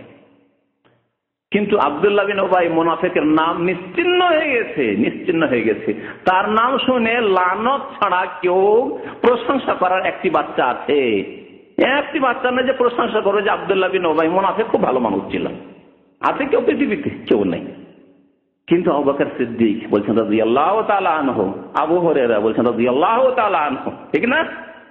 জি, সাঈদ ইবনে মুসাইয়্যিব রাহমাতুল্লাহি আলাইহি, ইমাম আবু হানিফা রাহমাতুল্লাহি আলাইহি, ইমাম আহমদ বলছেন রাহমাতুল্লাহি আলাইহি, বলছেন না আল্লাহু আকবার, দোয়া বলছেন সাথে সাথে আল্লাহ যেন তার উপর সন্তুষ্ট হয়ে যান, আল্লাহ যেন তার উপর রহমত নাযিল করেন। আর কত যেগুলো, কত মুসলিম একদিনে যে কত মুসলিম এই দোয়া করছে, সাহাবায়ে কেরাম, তাবেঈন আর আইম্মায়ে কেরাম, উলামায়ে কেরাম, মুসলিম ভাইদের জন্য কত যে দোয়া করছে, ঠিক না? কিন্তু মুনাফিকদের নাম নেওয়ার একজন সন্তান তাদের বেঁচে নেই। এইরকমই যত জালেম পৃথিবীতে আছে তাদের কেউ নাম নিচ্ছে। ফেরাউন এত বড় শক্তির মালিক ছিল, তার কেউ নাম নিয়ে বলছে ফেরাউন লোকটি খুব ভালো ছিল। পৃথিবীতে একটা লোক খুঁজে পাবেন একটু ভালো মানুষ, আর খুঁজে পাবেন যে ফেরাউন লোকটা খুব ভালো মানুষ ছিল। আছে, দোয়া করা তো দূরের কথা, আল্লাহ তাকে মাফ করে, এই কথা তো দূরের কথা। ফেরাউন একটু ভালো মানুষ ছিল, খুব ভালো মানুষ ছিল, এই কথা বলার লোক পৃথিবীতে নেই। তাহলে জালেমরা যখনই ধ্বংস হয়েছে, তাদের নাম নেওয়ার লোক আর কিয়ামত পর্যন্ত আসেনি। পক্ষান্তরে ভালো মানুষ যতই নির্যাতিত হোক না কেন, যতই জুলম অত্যাচার হোক না কেন, বেলাল নির্যাতিত ছিলেন, হ্যাঁ, আম্মার নির্যাতিত ছিলেন, সুমাইয়া রাদিয়াল্লাহু তাআলা নির্যাতিত ছিলেন, আল্লাহু আকবার, শহীদ হয়েছে। আবু জাহেলের নাম নেওয়ার কেউ লোক নেই মক্কায়, কিন্তু সুমাইয়ার নাম আসলে রাদিয়াল্লাহু তাআলা আনহা, আল্লাহু আকবার। একজন মহিলা, কতই বা মূল্য একজন মহিলার, কিন্তু আপনার কাছে আমার কাছে লক্ষ লক্ষ কোটি কোটি মুসলিমের কাছে কত মূল্য সেই সুমাইয়া রাদিয়াল্লাহু তাআলা আনহা বলছেন আপনি, চিন্তা করেন আপনি। তো নবী করিম সাল্লাল্লাহু আলাইহি সাল্লাম ওই নির্যাতিত মানুষ যাদেরকে ধরে নিয়েছিল মক্কার কাফেররা, হিজরত করতে তো দিলই না, কিন্তু তাদের উপর সারা দিন রাত জুলম অত্যাচার চলতো। তাদের একজন ছিলেন ওয়ালিদ ইবনে ওয়ালিদ। আল্লাহ নবী দোয়া করছেন নামাজে, রুকু থেকে উঠে নামাজের মধ্যে দোয়া করতেন এই মাজলুম ভাইদের উদ্ধারের জন্য, আল্লাহ তাদের হেফাজত করো, আল্লাহ তাদেরকে উদ্ধার করো জুলম অত্যাচার। আল্লাহুম্মা আনজিল ওয়ালিদ ইবনে ওয়ালিদ, আল্লাহ ওয়ালিদের ছেলে ওয়ালিদ, বাপ বেটার নাম একই হইতো সেই যুগে, কেউ রাখলে অসুবিধা নেই। আল্লাহ ওয়ালিদের ছেলে ওয়ালিদকে তুমি নাজাত দাও। ওয়া সালমা ইবনে হিশাম, সালমা বিন হিশামকে আল্লাহ তুমি উদ্ধার করো। আইয়াশ বিন রাবিয়াকে তুমি উদ্ধার করো। ওয়াল মুস্তাযাফিনা মিনাল মুমিনিন, আর দুর্বল মুমিন ও অসহায় মুমিন যারা ধরা পড়ে গেছে কাফেরদের হাতে, আল্লাহ তাদেরকে উদ্ধার করো, আল্লাহ তাদেরকে উদ্ধার করো। এইভাবে দোয়া করতেন নবী সাল্লাল্লাহু আলাইহি ওয়াসাল্লাম। আল্লাহুম্মা আসতুদ, এখন বদদোয়ার কথা শুনেন কাফেরদের জন্য। আল্লাহুম্মা আসতুদ ওয়াতআতাকা আলা মুদার, আল্লাহ তোমার পাকড়াওকে, তোমার আযাবকে তুমি শক্ত করো, কঠোর করো মুদার বংশের উপর, অর্থাৎ কুরাইশদের উপর, কুরাইশদের উপর। ওয়াজআলহা আলাইহিম সিনিনা কাসিনি ইউসুফ, আর তাদের উপর দুর্ভিক্ষ নাযিল করো ইউসুফ আলাইহিস সালামের জামানায় যে 7 বছরের দুর্ভিক্ষ হয়েছিল, সেই রকম দুর্ভিক্ষ তুমি নাযিল করো। যেই দোয়া, এই বদদোয়া করা নবী করিম সাল্লাল্লাহু আলাইহি সাল্লামের, এমন দুর্ভিক্ষ আসলো এই মক্কায়, মক্কার আশেপাশে, যে কিছুই খেতে পেত না। গাছের ছাল বাকল পর্যন্ত খেয়ে ফেলেছিল, গাছের পাতা খেয়ে ফেলেছিল। এই অবস্থা হয়েছিল তাদের। আর মজার একটি গোত্র ছিল, তাদের সাথে সম্পর্ক এই কোরাইশদেরও বংশীয় সম্পর্ক। আর মজার বিশেষ করে একটি গোত্র যারা নাজ এলাকায় থাকতো, তাদের উপর বদদোয়া করেছেন নবী করিম সাল্লাল্লাহু আলাইহি ওয়াসাল্লাম বিশেষ করে। আর একটি হাদিসে এই কথাটি একটু বিস্তারিত রয়েছে। কুরাইশরা যখন নবী করিম সাল্লাল্লাহু আলাইহি ওয়াসাল্লামের নাফরমানি করলো, দা আলাইহিম বিসনিনা কাসনি ইউসুফ, আল্লাহ তাদেরকে ধ্বংস করো, তাদের উপর দুর্ভিক্ষ নাযিল করো ইউসুফ আলাইহিস সালামের জামানার 7 বছরের দুর্ভিক্ষের মতো। ফাআসাবাহুম কাহতুন ওয়া জাহদুন, তাদের উপর এত দুর্ভিক্ষ নাযিল হলো হাত্তা আকালুল ইজাম, হাড় হাড্ডি পর্যন্ত খেয়েছে। মৃত জানোয়ারের, গরু, উট আর ওই ছাগল, দুম্বা, এসবের যে মরা মরা জানোয়ারগুলি যে হাড্ডি থাকে, পচা সড়া পুরনো হাড্ডি, সেই হাড্ডিগুলি খেয়েছে। ফাজাআলা রাজুলুন ইয়ানজুরু ইলা সামাই, খোদার তাড়নায় আকাশের দিকে যখন দেখতো তো চোখে ধোঁয়া ধোঁয়া নজর হইতো। যারা খুব অনাহারে থেকেছে তখন চোখে দেখতে পাবেন না উপর দিকে, যে ধোঁয়া ধোঁয়া মনে হবে, দেখতে পাবেন না আপনি। এরকম কারো হয়নি সেজন্য হয়তো বুঝতে পারেন না, কিন্তু এরকম যদি হয় তাহলে বুঝতে পারবেন। তো তারা আকাশের দিকে যখন দেখতো, ফায়ারা মা বাইনা ওয়া বাইনা কাহাইয়াতিদ দুখান মিনাল জিহাদ, খিদার তাড়নায় তারা দেখতো যে ধোঁয়া ধোঁয়া, আকাশের দিকে শুধু ধোঁয়া ধোঁয়া। আল্লাহ পাক রব্বুল নাযিল করলেন তখন ফারতাকিব ইয়াওমা তা'তিস সামাউ বিদুখানিম মুবিন, আকাশে স্পষ্ট ধোঁয়া দেখতে পাবে তোমরা, সেই আযাবের তোমরা প্রতীক্ষা করো, অপেক্ষা করো। আল্লাহ আয়াত নাযিল করলেন, ইয়ারশান নাস হাযা আযাবুন আলীম, এই তোমাদের জন্য কঠোর শাস্তি, দুনিয়ার শাস্তি ছিল। তারপরে এরা যখন এইরকম আযাব আসলো, নবী করিম সাল্লাল্লাহু আলাইহি ওয়াসাল্লামকে এসে ধরে নিলেন যে হে মুহাম্মদ, তোমার বদদোয়া লেগে গেছে। কাফের কিন্তু বিশ্বাস হয়েছে যে মুহাম্মদ সাল্লাল্লাহু আলাইহি ওয়াসাল্লামের বদদোয়া লেগে গেছে। নবী করিম সাল্লাল্লাহু আলাইহি ওয়াসাল্লামকে এসে তারা ধরলো যে ইয়া মুহাম্মদ, আমাদের জন্য দোয়া করেন, আপনার আত্মীয়, আপনার বংশ আমরা, আর এত কষ্ট পাবো, দুর্ভিক্ষ থাকবো, অনাহারে থাকবো, আপনাকে কি ভালো লাগছে? একটু দোয়া করেন, আমরা ভুল স্বীকার করছি, আমরা ভুল করেছি, অন্যায় করেছি। ভুল স্বীকার করলো। নবী করিম সাল্লাল্লাহু আলাইহি ওয়াসাল্লাম দোয়া করলেন, ফাকিল লাহু ইয়া রাসূল ইস্তাসকিল মুজাদ, এদের জন্য একটু আল্লাহর কাছে পানি চান, বৃষ্টি কামনা করেন, ফাইন্না কাদ হালাকা, ধ্বংস হয়ে গেল, এরা মরে সব শেষ হয়ে যাবে। নবীকে ফাস্তাসকালাহুম, আল্লাহর কাছে দোয়া করলেন নবী করিম সাল্লাল্লাহু আলাইহি ওয়াসাল্লাম, আল্লাহ এদেরকে বৃষ্টি দান করো। ফাসুকু, বৃষ্টি হলো। ফানাজালাত ইন্নাকুম আয়েদুন, তোমরা আবার এই পাপের দিকে ফিরবে। এখন তো তোমরা ভুল স্বীকার করছো, কিন্তু আবার পাপের দিকে তোমরা ফিরবে। তারপরে যখন একটু সচ্ছলতা আসলো, ফালাম্মা আসাবাতুমুর রাফা আদু ইলা হালিহিম, একটু সচ্ছলতা আসার পরে, একটু খেতে যেমনই পেয়েছে, আবার বিরুদ্ধাচরণ শুরু করেছে, শত্রুতা শুরু করেছে মুমিন মুসলিমদের। ফাআনজালাল্লাহু আযজা ওয়া জাল্লা, নবী করিম সাল্লাল্লাহু আলাইহি ওয়াসাল্লাম তখন এই আয়াত পড়ে শোনালেন, আল্লাহ পাক নাযিল করলেন, ইয়াউমা নাকতিশুল বাতশাতাল কুবরা, এরপরে আমি আল্লাহ তোমাদেরকে ধরবো শাস্তি দিয়ে, খুব বড় ধরনের শাস্তি দিয়ে ধরবো, বড় ধরনের শাস্তি দিয়ে ধরবো। তারপরে কোন শাস্তি আল্লাহ দিলেন? আল্লাহ বলেন, ইন্না মুনতাকিমুন, আমি প্রতিশোধ নেব তোমাদের এই অত্যাচার, জুলমের, যে জুলম অত্যাচার মুসলিমদের উপর মক্কায় চালালে, ইয়ানি ইয়াউমা বদরিন, বুখারী মুসলিম শরীফের হাদিস, অর্থাৎ বদরের যুদ্ধে আল্লাহ পাক রব্বুল আলামিন এই কাফেরদের বড় বড় নেতাগুলিকে হত্যা করে প্রতিশোধ নিলেন আল্লাহ পাক রব্বুল আলামিন। 70 জন হালাক হয়েছিল বদরে, বড় বড় কাফেরদের নেতারা, তার মধ্যে আবু জাহাল ছিল।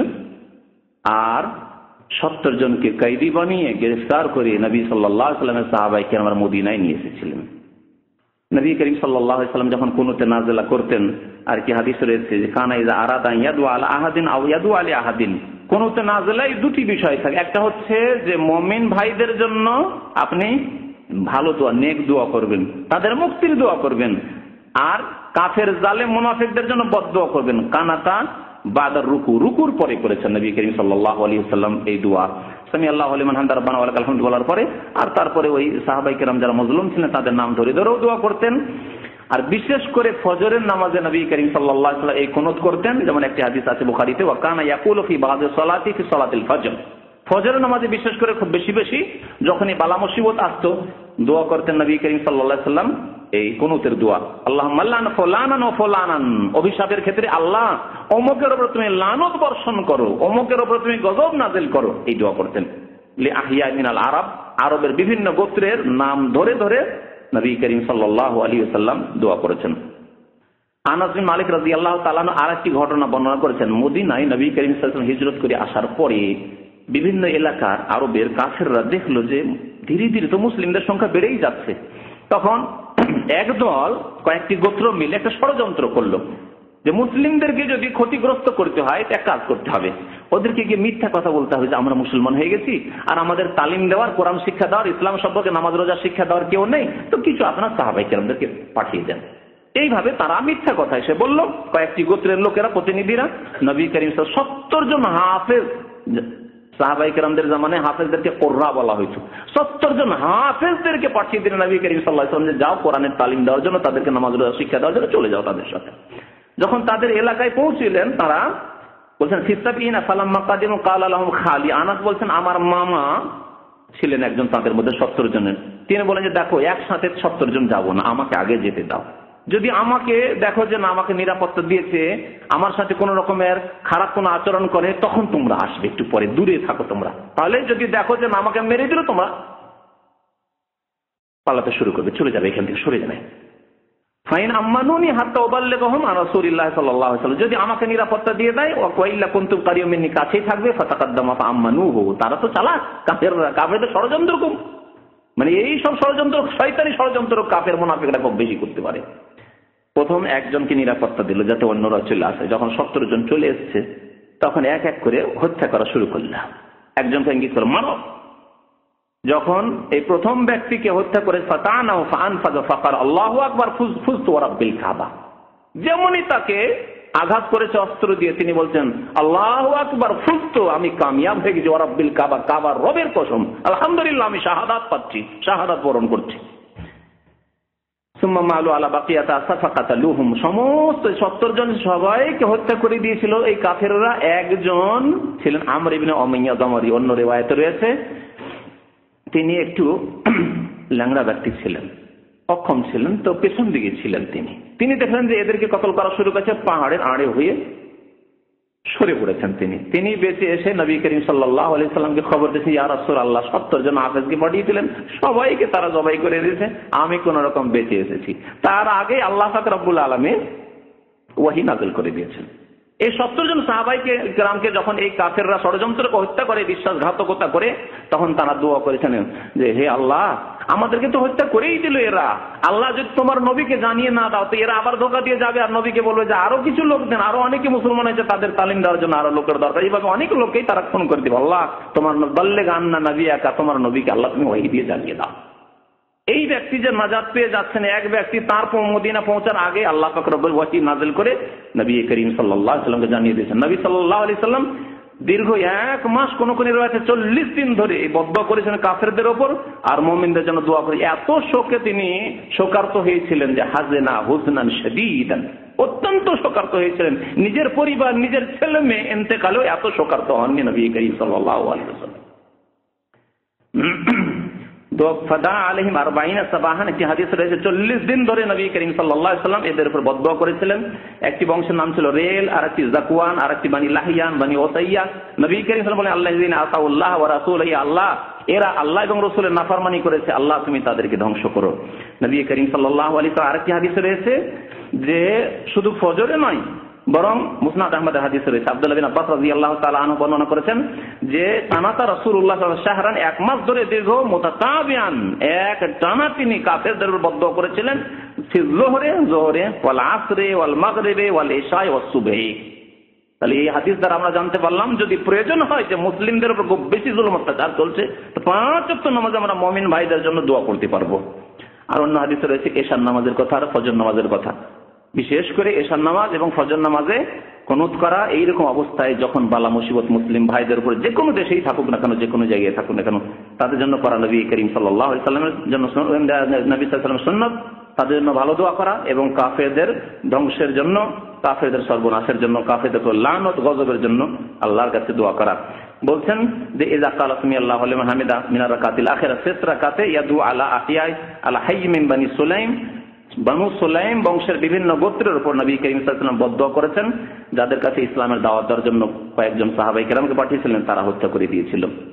তো বলতে চাইছিলাম যে যখনই মুসলিম ভাইদের জুলুম অত্যাচার হবে তখন আমাদেরকে ব্যথিত হইতে হবে। প্রথম কথা, আমাদেরকে দোয়া করতে হবে তাদের জন্য, আল্লাহ তাদের হেফাজত করো, তাদের পরিবার পরিজন যারা রয়েছে, আত্মীয় স্বজন, তাদেরকে সান্ত্বনা দান করো। আল্লাহ রাব্বুল আলামিন তাদের হেফাজত করো, আল্লাহ পাক তাদের বেশি, আল্লাহ তাদের বাড়িঘরের হেফাজত করো, তাদের ধন সম্পদের হেফাজত করো, তাদের মান ইজ্জতের হেফাজত করো। এই দোয়া আমাদেরকে করতে হবে। আল্লাহ আমাদেরকে এই তরিকায় শিখিয়েছেন, নবী করিম সাল্লাল্লাহু আলাইহি ওয়াসাল্লামের এই সুন্নাত তিনি আমাদের মাঝে ছেড়ে গেছেন। এবং যারা জুলম অত্যাচার করবে তাদের উপর আল্লাহর গজব, আল্লাহর লানত, আল্লাহর অভিশাপের দোয়া করতে হবে, আল্লাহ তাদেরকে ধ্বংস করো, আল্লাহ তাদেরকে ধ্বংস করো। আল্লাহ পাক রব্বুল আলামিনের কাছে দোয়া করি আল্লাহ যেন আমাদেরকে নেক আমলের তৌফিক দান করেন, আল্লাহ আমাদেরকে শান্তির জীবন যাপন করার জন্য তৌফিক দান করেন, ঈমানি জীবন যেন দান করেন, মুসলিম ভাইদের হক আদায় করার জন্য তৌফিক দান করেন। আজকে মুসলিম বিশ্বে কাফেরদের জুলুম অত্যাচার মুসলিমদের উপর যা হচ্ছে মুনাফিকদের জুলুম অত্যাচার তার চাইতে কম নয়। কিন্তু আল্লাহ পাক রব্বুল আলামিন যখন আযাব নাযিল করেন তখন নিশ্চিহ্ন হয়ে যায়। আপনাদেরকে একটি ঘটনার দিকে ইঙ্গিত করছি, এই কিছু আগের ঘটনা। শেখুল ইসলাম মোহাম্মদ আব্দুল্লাহ রহমতুল্লাহ যখন তাওহীদের দাওয়াত দিলেন এই জাজিরায় রিয়াজ আল খারাজ এই আরব দেশে যখন ইসলামের দাওয়াত দিলেন, তারপরে আলহামদুলিল্লাহ এই তাওহীদবাদী মুসলিমরা বড়ই শক্তিশালী হয়ে উঠল। আর কবর পূজা, মাজার পূজা, শিরক কুফরি যখন এখান থেকে বিতাড়িত হলো, তখন তাদের বহু শত্রু হয়েছিল। সেসব শত্রুর মধ্যে সবচেয়ে বড় শত্রু একজন ছিল মোহাম্মদ আলী পাশা। যারা ইতিহাস পড়েছেন শুনেছেন, মিশরের মোহাম্মদ আলী পাশা খুব জবরদস্ত এবং জালেম প্রশাসক ছিল মিশরের। এই মোহাম্মদ আলী পাশা তার ছেলে ইব্রাহিম পাশাকে পাঠালো যে যাও ছেলে, তুমি যাও, তোমাকে নিযুক্ত করছে সেনাপতি, প্রধান সেনাপতি হিসাবে, আর যাও রিয়াজে গিয়ে, রিয়াজের সেই মহল্লার নাম দিরইয়া, এখনো সেই দিরইয়া মজুদ রয়েছে, যাও সেখানে গিয়ে আলে সৌদ, এরা জালেম, এরা সন্ত্রাসী, আজকাল যেমন বলা হচ্ছে যে এরা সন্ত্রাসী নাম দিয়ে দেন, বাস হয়ে গেল, সবকিছু হালাল তখন তা। আর এরা বাগী, এরা রাষ্ট্রদ্রোহী, এরা হচ্ছে কাফের, এরা হচ্ছে বিধর্মী, এরা আল্লাহকে ভালোবাসে না, রসুলকে ভালোবাসে না, আমাদের কবর মাজার পূজারীরা বলে। তাদেরকে একবারে ধুলিসাৎ করে এসো। ইব্রাহিম পাশা জালেম মোহাম্মদ আলী পাশার আদেশে আসলো। আসার পরে যারা জীবন্ত ছিল তাদেরকে তো মেরেছিল।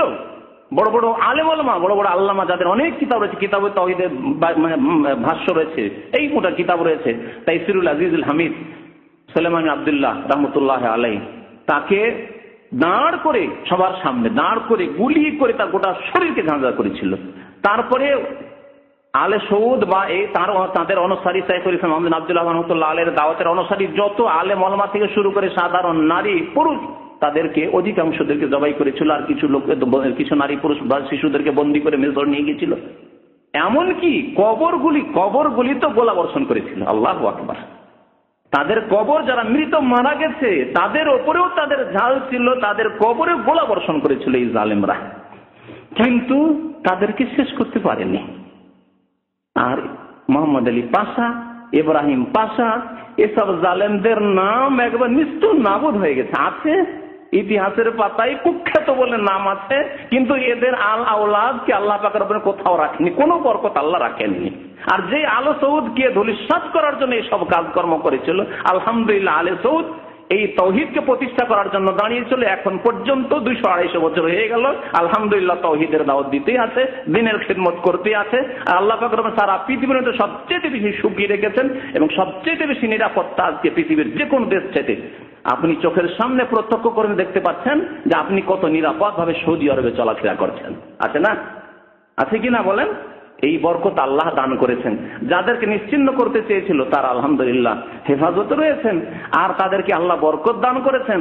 আর যারা নিশ্চিহ্ন করার জন্য জালেম মুনাফিক এসেছিল তাদেরকে আল্লাহ রাব্বুল আলামিন নিস্ত নাবুদ করে দিয়েছেন। তো বাস্তব সত্য ঘটনা এইরকমই, যেসব জালেমরা জুলুম করছে আমাদেরকে ওই মজলুমদের সাথে ব্যথিত হইতে হবে, তাদের জন্য দোয়া করতে হবে, আল্লাহ তাদের হেফাজত করুন। জালেমদের ধ্বংসের জন্য দোয়া করতে হবে। আজকে এমন একটি মাদ্রাসায়, মহিলা মাদ্রাসা, যেখানে 10,000 ছাত্রীরা পড়াশোনা করে, লাল মসজিদের মাদ্রাসায় 10,000 ছাত্রীরা পড়াশোনা করে, সেই মাদ্রাসার ছাত্রীদের কাছে কি অস্ত্র থাকতে পারে? এইরকম মুনাফিকগুলি এরা খেদমত করে, কাফেরদের ইহুদি নাসারার খেদমত করে। জি, এবং মুনাফিক এই কাফের ইহুদি নাসারার চাইতে মারাত্মক ক্ষতিকর। আব্দুল্লাহ বিন উবাই মুনাফিক, আবু জাহেল চাইতে বেশি ক্ষতি করেছে ইসলামের। আর এই আব্দুল্লাহ বিন উবাই মুনাফিকের উম্মত যে হবে এই মুসলিমদের মধ্য থেকে, তারা ইসলামের ক্ষতি বেশি করতে চাইবে। কিন্তু আল্লাহ পাক রব্বুল আলামিন যখন আযাব চলে আসবে কোনো শক্তি ঠেকাতে পারবে না। আর দেখতেই পাচ্ছেন যে কিভাবে আল্লাহ পাক রব্বুল আলামিন ধ্বংস করেছেন এইরকম জালেম মুনাফিক কাফেরদেরকে। প্রত্যেক দেশে, বাংলাদেশেও খুঁজে পাবেন, পাকিস্তানেও খুঁজে পাবেন, ভারতেও খুঁজে পাবেন, সারা বিশ্বের মানব জাতির ইতিহাসে খুঁজে পাবেন যে আল্লাহ মুনাফিকদেরকে কেমন ভাবে শাস্তি দিয়েছেন। আল্লাহ যেন আমাদের মুসলিম ভাই বোনদের হেফাজত করেন, তাদের ইজ্জতের হেফাজত করেন, তাদের বাড়িঘর সম্পদের হেফাজত করেন। আল্লাহ জালেম কাফেরদেরকে যেন ধ্বংস করেন, মুনাফিকদেরকে আল্লাহ যেন ধ্বংস করেন। মুনাফিকদেরকে আল্লাহ পাক রব্বুল আলামিন দুনিয়াতেই ধ্বংস করে যেন আমাদেরকে ঈমান মজবুত করার তৌফিক দান করেন, আমাদের মনকে যেন ঠান্ডা করেন, আমাদের চক্ষুকে যেন আল্লাহ ঠান্ডা করেন কাফের জালেম মুনাফিক মুশরিকদেরকে ধ্বংস করে। আমিন ইয়া রাব্বাল আলামিন। সাল্লাল্লাহু আলা নবিয়িনা মুহাম্মদ ওয়া আলা আলিহি ওয়া সাহবিহি আজমাইন। হ্যাঁ, বাংলা কি নামাজের মধ্যে? না, নামাজের মধ্যে না, নামাজের মধ্যে করবেন না, নামাজের মধ্যে না করে কুনুতে আরবিতে বেশ কিছু দোয়া আছে, যে দোয়াগুলো 2-3টে দোয়া মুখস্থ করে নেন। ইসলামিক সেন্টারে আসে, নামাজ পড়ে, দাঁড়িয়ে আছে কিন্তু সিগারেট পান করে, তাদের জন্য নসিহত করবেন। আল্লাহ যেন সেসব ভাইদেরকে হেদায়েত করেন যারা এই হারাম জিনিস খাচ্ছেন। হারাম খেলে দোয়া কবুল হয় না, আর সিগারেট খাওয়া হারাম, তারপরে দোয়া করবেন, দোয়া কবুল হবে না। কথা বুঝতে পারছেন? আর আমার 1.5 ঘন্টা একটা বক্তব্য আছে সিগারেট সম্পর্কে, 12টি আয়াত আর 14টি মনে হয় হাদিস রয়েছে তাতে, বা 15টি হাদিস রয়েছে। সুতরাং ওই বক্তব্যটি শুনবেন আর ইমান তাজা হবে, সিগারেট হারাম ছেড়ে দেবেন। সিগারেট হারাম। আর আজকাল মেডিকেল ডাক্তাররাও বলছে যে মদের চাইতে বেশি সিগারেট জাতীয়, তামাক জাতীয় জিনিসের ক্ষতি। বিয়ের দেন মোহরের হকদার কে? স্ত্রী নাকি তার বাবা? স্ত্রী নিজে হকদার, তবে স্ত্রী যদি বাবাকে দিয়ে দেয়, মাকে দিয়ে দেয়, কিছু অংশ দিয়ে দেয়, পুরো দিয়ে দেয়, আপনার বলার কিছু নেই। জি, মোহরের আসল মালিক হচ্ছে সে পাত্রী, কিন্তু পাত্রী যদি বাবা মাকে দেয় যে আমার লালন পালন করেছে, আমি বাবা মাকে দিয়ে দেবো, তাহলে আপনার কিছুই বলার নেই। আপনি আশা করবেন না যে আবার ওই টাকাটা আমার বাড়িতে ফিরে আসো, কখনো না, মোটেই না। এবং তার জন্য কোনো চাপ সৃষ্টি করবেন, তার জন্য কোনো রকম খারাপ দৃষ্টিতে দেখবেন না, যারে এই কাজ করলো এত টাকা তার বাবা মাকে দিয়ে দিল না, তার পুরো অধিকার আছে। 18 বছর 20 বছর ধরে মেয়ে মানুষ করেছে, যদি বাবা মাকে দিয়ে দেয় যে আমার আব্বা আমার আল্লাহর পরে হক আছে, আমি আমার মোহরের টাকা আমার বাবা মাকে দিয়ে দিলাম, ভালো করেছে সে। বাবা মার খেদমতের আল্লাহ সুযোগ দিবে কি দেবে না, স্বামীর বাড়ি গিয়ে আসতে দেবে দিবে না, বাবা মার খেদমতের সুযোগ দিবে না, এই সুযোগই আলহামদুলিল্লাহ আমি আমার বাবা মার খেদমত করে দিই, অসুবিধা কি আছে? নেওয়া বদ অভ্যাস হয়ে গেছে না, হিন্দুদের মতো ওই ফোন নেওয়া আর যৌতুক নেওয়া অভ্যাস হয়ে গেছে, সেই জন্য মনে হচ্ছে আরে এই কেমন কথা হইল যে ওর বাবাকে দিয়ে দিবি, আপনার কি অধিকার আছে তাতে? তারাবির নামাজ মসজিদে জামাতে কিছু অংশ আদায় করে বাকি নামাজ পরিবার নিয়ে জামাত করলে ঘরে কতটুকু যুক্তিযুক্ত? অবশ্যই, কোনো অসুবিধা নেই। সাহাবায়ে কেরামরা জি অনেকেই বাড়িতে তারাবি পড়তেন। জি, সুতরাং তারাবি জামাতে পড়তেই হবে না। তবে আজকালকার মানুষ যেহেতু অলস হয়ে গেছে, যদি বাড়িতে পড়ার নাম দেয়, একদিন পড়বে, 2 দিন পড়বে, বাকি দিনে ছেড়ে দেবে, সেই জন্য বলবো যে তারাবি আপনি জামাতে পড়েন, এটি উত্তম। কিন্তু যদি আপনি পরিবার নিয়ে তারাবি পড়তে পারেন নিয়মিত ভালোভাবে, তাহলে আপনার মসজিদে গিয়ে জামাত করা আর মসজিদে আপনার স্ত্রীকে নিয়ে যাওয়ার চাইতে আপনি স্বামী স্ত্রী এবং ছেলে মেয়ে নিয়ে বাড়িতে যদি জামাত করেন বেশি নাকি পাবেন আপনি। তারাবি ফরজ না, ফরজটা পড়ে আসতে মসজিদে, আপনাকে ফরজটা পড়ে আসার পরে আর কিছু অংশ কেন, পুরো তারাবি আপনি আপনার স্ত্রী আপনার ছেলে মেয়েদেরকে নিয়ে পড়েন, পেছনে করে, কাতারে পাশে নিয়ে নয় আবার। তো এইভাবে বাড়িতে তারাবি পড়লে বেশি নাকি পাবেন ইনশাআল্লাহ। কিন্তু পড়ার মতো পড়তে হবে, গাফিলতি করলে হবে না। 2-4 দিন পড়লেন, মাঝে মাঝে ছেড়ে দিন, আচ্ছা এই রাতে পড়লাম আর কালকে ওই রাতে পড়বো, আর ওই রাতে জাগতেই পারলেন না, সারি খেতে খেতে ফজর হয়ে গেল, তো আপনার নেকি থেকে মহরুম হয়ে যাবেন। সুতরাং যেটা আপনার জন্য ভালো হয় সেটা করবেন। সাল্লাল্লাহু আলাইহি ওয়া সাল্লাম মুহাম্মদ ওয়া আলা আলিহি ওয়া সাল্লাম।